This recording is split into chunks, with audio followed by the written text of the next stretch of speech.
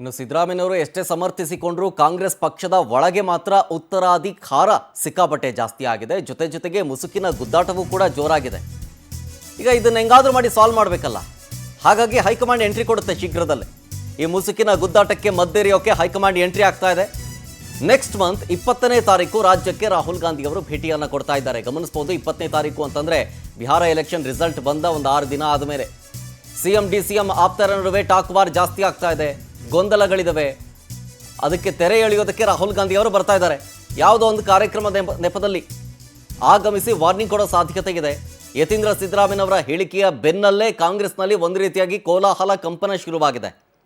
So ಜೊತೆಗೆ ಈಗ ಮತ್ತಷ್ಟು ಚರ್ಚೆಗೆ ಗ್ರಾಸವಾಗೋದರ ಜೊತೆಗೆ ಗೊಂದಲಗಳು ಮೂಡ್ತಾ ಇದೆ ಪಕ್ಷದಲ್ಲಿ ಅಂತ ಅದನ್ನು ಶಮನ ಮಾಡೋದಕ್ಕೆ ಸ್ವತಃ ರಾಹುಲ್ ಗಾಂಧಿ ಅವರೇ ಆಗಮಿಸ್ತಾ ಇದ್ದಾರೆ ರಾಜ್ಯಕ್ಕೆ ಅಂತ. ಅದು ಕೂಡ ಯಾವುದೋ ಒಂದು ಕಾರ್ಯಕ್ರಮದ ನಿಮಿತ್ತ.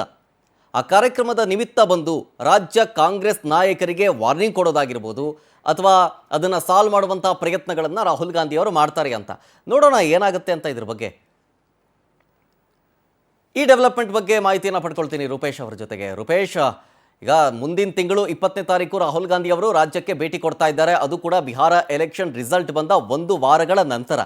ಜೊತೆಗೆ ನವೆಂಬರ್ ಕ್ರಾಂತಿಯೂ ಕೂಡ ಇನ್ನು ಜೀವಂತವಾಗಿದೆ. ಸೊ ಹಾಗಾಗಿ ಈ ನವೆಂಬರ್ ಕ್ರಾಂತಿಯ ಬಗ್ಗೆ ಏನಾದರೂ ಡೆವಲಪ್ಮೆಂಟ್ ಆಗ್ಬೋದಾ ಅಥವಾ ಇದೆಲ್ಲ ಊಹಾಪೋಹಗಳಿಗೆ ಗೊಂದಲಗಳಿಗೆ ತೆರೆ ಎಳೆಯೋದಕ್ಕೆ ಬರ್ತಾ ಇದ್ದಾರೆ ಅನ್ನುವಂಥ 2 ರೀತಿಯ ಪ್ರಶ್ನೆ. ಶರತ್, ಇಲ್ಲಿ ಅಧಿಕಾರ ಹಂಚಿಕೆ ಮಾತುಕತೆ ಅಥವಾ ಓವರ್ ಆಲ್ ಆಗಿರತಕ್ಕಂಥ ಡೆವಲಪ್ಮೆಂಟ್ ಎಲ್ಲಾಗಬಹುದು ಅಂತೇಳಿ ರಾಜ್ಯದಲ್ಲೇ ಆಗುತ್ತಾ ಅಥವಾ ಹೈಕಮಾಂಡ್ ಡೈಲಿ ಕರೆಸ್ಕೊಂಡು ಒಂದಿಷ್ಟು ಮಾತುಕತೆ ನಡೆಸ್ತಾ ಅನ್ನೋದು ಚರ್ಚೆ ಇತ್ತು. ಆದ್ರೆ ಈಗ ಒಂದಿಷ್ಟು ಸ್ಪಷ್ಟ ಸಿಗ್ತಾ ಇದೆ. ಯಾಕಂತ ಹೇಳಿದ್ರೆ ನವೆಂಬರ್ 20ಕ್ಕೆ ರಾಹುಲ್ ಗಾಂಧಿ ರಾಜ್ಯಕ್ಕೆ ಬರ್ತಾ ಇದ್ದಾರೆ. ಕಾರಣ ಎಷ್ಟೇ ಗಾಂಧಿ ಭಾರತ ಕಾರ್ಯಕ್ರಮ, ಗಾಂಧಿ ಭಾರತದ ಅಂಗವಾಗಿ 100 ಇಲ್ಲಿ ಯಾಕಂತ ಹೇಳಿದ್ರೆ ವಿಧಾನಸಭಾ ಕಚೇರಿಗಳನ್ನ ಈಗ ಕಾಂಗ್ರೆಸ್ ಭವನಗಳನ್ನು ನಿರ್ಮಾಣ ಮಾಡಬೇಕು ಅಂತ ಸಂಕಲ್ಪ ಇದೆ ಎಐಸಿಸಿ ಕಡೆಯಿಂದ. ಹೀಗಾಗಿ 100 ಎಐಸಿಸಿ ಕಚೇರಿಗಳಿಗೆ ಒಂದು ಶಂಕುಸ್ಥಾಪನೆ ಮಾಡಲಿಕ್ಕೆ ರಾಹುಲ್ ಗಾಂಧಿ ರಾಜ್ಯಕ್ಕೆ ಬರ್ತಾ ಇದೆ ನವೆಂಬರ್ 20 ತಾರೀಕು. ಹೀಗಾಗಿ ನವೆಂಬರ್ 20 ರಾಹುಲ್ ಗಾಂಧಿ ಅವರು ಬರ್ತಿರ್ಬೇಕಾದ್ರೆ ಇಲ್ಲಿಗ ರಾಜಕೀಯವಾಗಿ ದೊಡ್ಡ ಮಟ್ಟ ಕ್ರಾಂತಿ ಆಗುತ್ತೆ, ಬೆಳವಣಿಗೆಗಳಾಗುತ್ತೆ, ಬದಲಾವಣೆಗಳಾಗುತ್ತೆ ಅಂತ ಹೇಳಲಾಗ್ತಾ ಇದೆ. ಹೀಗಾಗಿ ಈ ಚರ್ಚೆಗಳು ಕೂಡ ಅಲ್ಲಿ ನಡೀಬಹುದು ಅನ್ನೋ ಪ್ರಶ್ನೆಗಳು ಸಹಜವಾಗಿ ಕಾಡಿ ಶುರುವಾಗಿದೆ. ರಾಹುಲ್ ಗಾಂಧಿ ರಾಜ್ಯಕ್ಕೆ ಬರ್ತಾ ಇದ್ದಾರೆ, ಮಲ್ಲಿಕಾರ್ಜುನ್ ಖರ್ಗೆ ಅವರು ರಾಜ್ಯದಲ್ಲಿ ಇರ್ತಾರೆ. ಈ ಸಂದರ್ಭದಲ್ಲಿ ಡಿಕೆ ಶಿವಕುಮಾರ್ ಅದೇ ರೀತಿಯಾಗಿ ಈಗ ಈ ಸಿಎಂ ಸಿದ್ದರಾಮಯ್ಯ ಇಬ್ಬರನ್ನು ಕೂಡಿಸಿ ಒಂದಿಷ್ಟು ಮಾತುಕತೆಯನ್ನು ಆಡಬಹುದು. ಒಂದು ಕಡೆ ಪೂರ್ಣಾವಧಿ ಸಿಎಂ ಅಂತ ಹೇಳಿ ಸಿದ್ದರಾಮಯ್ಯ ಕಡೆಯವರು ಹೇಳ್ತಿದ್ದಾರೆ, ಮತ್ತೊಂದು ಕಡೆ ಡಿಕೆ ಶಿವಕುಮಾರ್ ಕೂಲಿ ಕೊಡಬೇಕು ಅಂತ ಹೇಳಿ ಡಿಕೆ ಶಿವಕುಮಾರ್ ಅಭಿಮಾನಿಗಳು ಕೇಳ್ತಾ ಇದ್ದಾರೆ. ಈಗ ಒಂದು ಸ್ಪಷ್ಟ, ಯಾಕಂದ್ರೆ ಎರಡೂ ಇರ್ಲಿಕ್ಕೆ ಸಾಧ್ಯ ಇಲ್ಲ. ಒಂದು ಸ್ಪಷ್ಟವಾಗಿ ಒಂದಿಷ್ಟು ವಿಚಾರಗಳನ್ನ ರಾಹುಲ್ ಗಾಂಧಿ ಹೇಳಿ ಹೋಗೋರಿದ್ದಾರೆ. ಒಂದು ಕಡೆ ಸಿದ್ದರಾಮಯ್ಯನವರಿಗೆ ಅಧಿಕಾರ ಮುಂದುವರಿತದೆ ಅಂತ ಹೇಳಿ ಅಥವಾ ಡಿಕೆ ಶಿವಕುಮಾರ್ಗೆ ಅಧಿಕಾರವನ್ನ ಕೊಡ್ತೇವೆ ಅಂತೇಳಿ ಯಾವ್ದಾದ್ರು ಒಂದು ವಿಚಾರವನ್ನ ಸ್ಪಷ್ಟ ಮಾಡಿ ಹೋಗಲಿದ್ದಾರೆ. ಹೀಗಾಗಿ ನವೆಂಬರ್ 20ಕ್ಕೆ ಒಂದು ಕಡೆ ಕ್ಯಾಬಿನೆಟ್ ರಿಷಫಲ್ ಆಗೋದು ಪಕ್ಕ ಅಂತ ಹೇಳಲಾಗ್ತಾ ಇದೆ.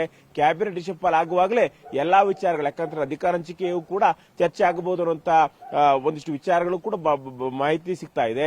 ಹೀಗಾಗಿ ಸ್ಪಷ್ಟವಾಗಿ ಈಗ ರಾಹುಲ್ ಗಾಂಧಿ ರಾಜ್ಯಕ್ಕೆ ಬರ್ತಿರೋದ್ರಿಂದ ಈ ಚರ್ಚೆ ಜೋರಾಗಿದೆ. ಅಧಿಕಾರ ಹಂಚಿಕೆ ಮಾತುಕತೆಯನ್ನು ಕೂಡ ಒಂದು ಫೈನಲ್ ಅಂತ, ಯಾಕಂದ್ರೆ ಸಿಎಂ ಬದಲಾವಣೆ ಆಗ್ತಾರೆ ಅಂತೆಲ್ಲ ಒಂದು ಕನ್ಕ್ಲೂಷನ್ ಸಿಗುತ್ತೆ. ಯಾವತ್ತೂ ಅಧಿಕಾರ ಬಿಟ್ಟು ಕೊಡ್ತಾರೆ ಇಲ್ಲ ಅನ್ನೋದಕ್ಕೆ ಒಂದು ಕನ್ಕ್ಲೂಷನ್ ಸಿಗಬಹುದು. ಶರತ್, ರೂಪೇಶ್ ಡೀಟೇಲ್ಸ್ಗಾಗಿ